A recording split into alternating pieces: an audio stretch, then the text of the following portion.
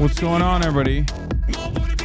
I hope everyone's having a fantastic evening, afternoon, pre-noon, no matter where you are in the world. I'm Hassan Piker, also known as Dr. Jihad, coming to you live from sunny California, Los Angeles, folks. We're live and alive, and I hope all the boys, girls, and MBs are having a fantastic one because today's a beautiful day. Today's a wonderful day. Today is another spectacular 65 degrees and sunny day here in stolen Tongva land, Los Angeles, California. It's Wednesday, March 11, 2026. We're live. We're alive. Number one doctor in Israel, Dr. Jihad. That's what they know me as in Israel. Dr. Jihad. Yeah, that's right. They call me DJ Dr. Jihad. Anyway, ladies and gentlemen, boys, girls, and ebbies, we're live. We're alive, and I hope everyone's having a wonderful one. Your interview with John was canceled because a VTuber told him not to. There's a video of it. Which VTuber? It's probably someone taking credit for it. It was Pippa. Who is Pippa? Pika, I believe. Who the fuck is that? Asmongold Orbiter. The reason his interview was canceled with John Kiriakou. Hi, Pippa. Okay, can you hear it? Beep, beep, beep, beep, beep, beep. Or if you didn't get it, beep, beep, beep, beep, beep, beep. That's just a cameo. That doesn't actually... No, this is a cameo, guys. Are you fucking stupid enough to believe that this was like a sincere request? I don't think that's the case. Or beep, beep, beep, beep, beep, beep. Yes, okay. Hey, thanks for the heads up on HP.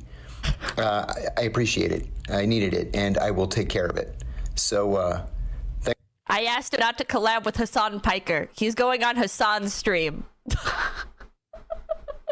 Are people that I forget stupid? what exactly I wrote. Somebody can bring up the vibe, but Zach said he's gonna go on Twitter and DM John yesterday for an interview to get one up on you. No, she was on call with him. This is a cameo, guys. I mean, maybe she actually did a call with him or something, but also none of this matters. Like, who gives a fuck if I can't fucking interview John Kiriakou? Who cares? requested this false. Playing Overwatch, and there was only like 2 requests left, so I like very quickly wrote something, and I was like, by the way, please don't collab with Hassan. time to even say something. Tell you the truth, the last 3 weeks I've been winging it. So, I'm very grateful for the helping hand. All right, all the best.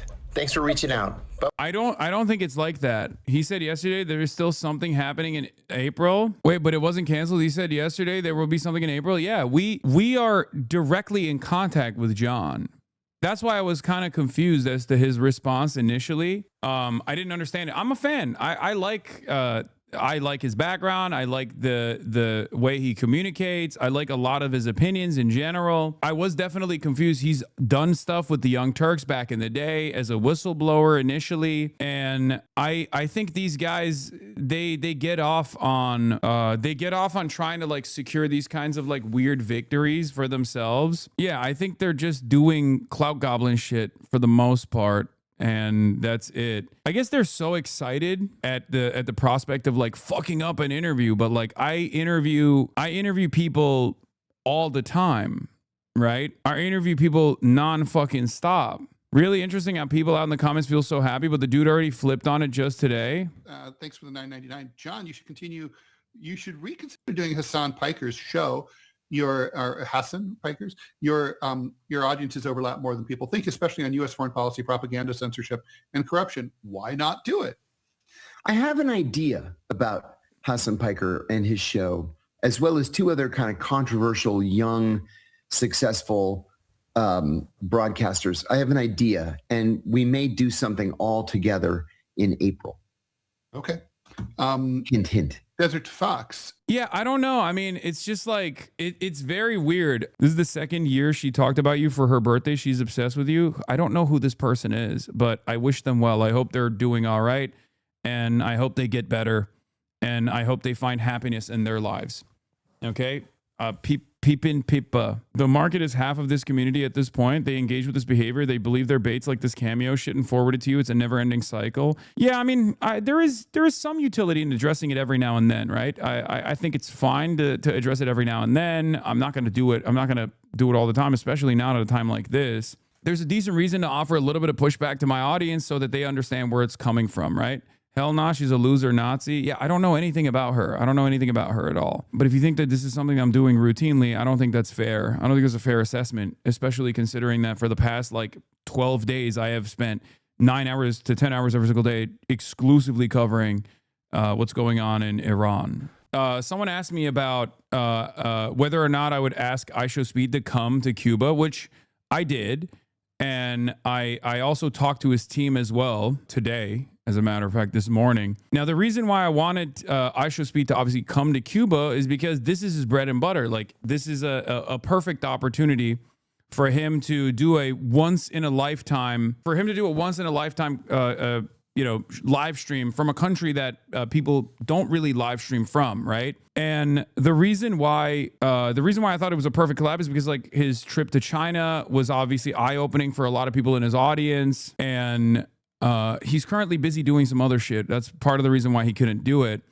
But I thought it was a perfect fit, right? Obviously, the goal of this flotilla is to deliver humanitarian aid to Cuba, but it's also to bring awareness about like the day-to-day existence of, regular Cubans. And not only that, but also to bring awareness to the unjustifiable blockade that the entire world has voted against in the United Nations General Assembly. So it's partially for awareness, and it's also a unique opportunity for that perfectly suits what ISHOWSPEED does. That's the reason why I had asked him, right? And it's so strange that people were like flexing that ISHOWSPEED hates you, Hasan, or whatever. And XQC was making fun of me. Apparently, he said XQC said he doesn't know why Hasan. I'd be surprised that ISHOWSPEED doesn't want to follow him on his trip to Cuba. It's like a YouTube creator with 50 subscribers asking Apple CEO Tim Cook for a collab, and people don't even know that. Invite ISHOWSPEED. Genuinely, I asked. He did not respond. It would have been great.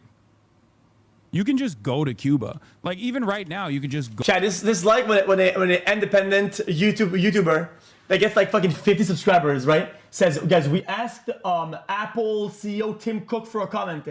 He did not respond to our request for answer. He did not respond. You have an amazing stream. Okay. Much Lou. Yeah, and then people are like WSpeed, but like they don't understand. Like this isn't me like clout chasing or whatever. The goal of this is obviously for awareness. I said this is such a stupid take. Speed has traveled all around the world.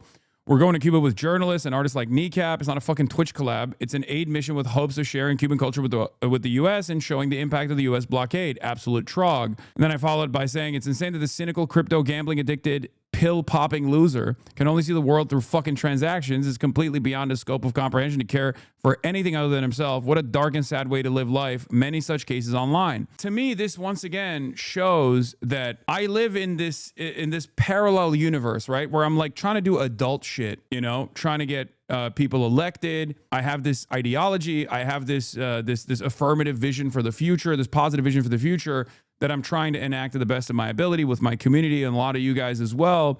But then because of the platform that I'm on, because I'm on fucking Twitch, a lot of the lowest IQ fucking idiots cannot comprehend that there is a goal here beyond just like Twitch streaming collabs and fucking clout. I suspect that there's probably a lot of people that are like legitimately 12 to 14 that also don't see it in that way at all, and they don't think like this is an adult thing. And that's part of the reason why they operate like this and they celebrate moments like this, because I mean this is just fucking idiotic. They're caught up in online brainwash shit. We see what you're doing for the people. I know my audience understands this, and many people in the periphery also understand this. Like the average normie is not tuned into like the everyday drama. For them, they're like, if they were to encounter this commentary, they'd be like, what the fuck are you talking about? Like this is a much larger aid mission than like one guy's ambitions for clout, right? I don't know why they find such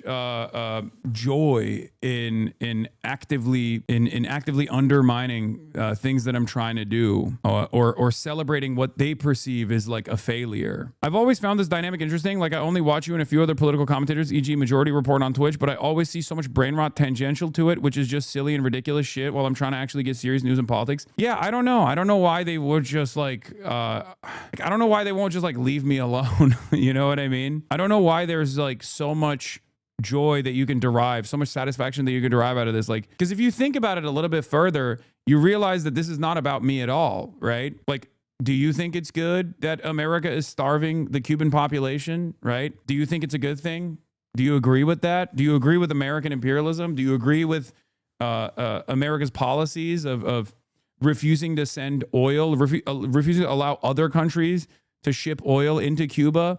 There's a major energy crisis in Cuba right now that is completely human-made. Very strange. It's very strange stuff. It's very sad stuff. Very strange stuff in general. I think a lot of people, without realizing it, like also play a role in propaganda. Even back when I used to dislike you, I understood that constantly focusing on you was unproductive use of my time. How these guys can do this all the time is crazy. Well, you only do this if you have no investment in things, right? If you have no interest in politics whatsoever. This is actually the most interesting way that you can entertain talking about politics. And unfortunately, for a lot of young people out there, they also don't have any real investment in politics at all, even if politics is fucking them and fucking their futures, which is precisely what I'm trying to get across. A lot of these guys basically operate in this very nihilistic, very cynical way, very narcissistic way, where they're just like, fuck my enemies. I hate this guy. He's called me out for gambling. Fuck him. He is my enemy forever. And I know that I can, like, you know, I can scratch this itch and get a little bit of clout on the side as well by attacking him over and over again. Normally, I think a lot of content creators avoid that kind of friction. Most content creators hate this kind of friction. So they'll play ball. They'll either like deliberately shut the fuck up and never talk about XQC or Aiden Ross or all these other content creators because they're fearful of like the pushback that they'll receive from their audiences, the endless barrages of harassment, right? I don't do that. Every now and then I will actually go, fuck you, right? And then obviously that back and forth continues. Part of the reason why I bring this up every now and then is so that, you know, you guys are aware of like, when you hear, you know, negative commentary, you just know where it comes from. And you also understand like what the reason for that negative commentary is. Because if you think that it's because like these people have like a genuine ideological disagreement with what I believe and what I am defending, it's not that at all. It's something super silly. It's much sillier than that. It's much more pathetic than that. It's much more childish than that. But unfortunately, a lot of people on the internet are also kind of childish. And there is a market for this kind of content. Whether you interview actual political figures, they interview and stream with pedophiles, no worries. It doesn't matter. They have big audiences and they are constantly fomenting hate and then like celebrating what they perceive as like a successful interception. You know what I mean? Literally leaning into cameos to make it seem like this was actually a successful way, a successful initiative to like stop Hasan from interviewing this one guy.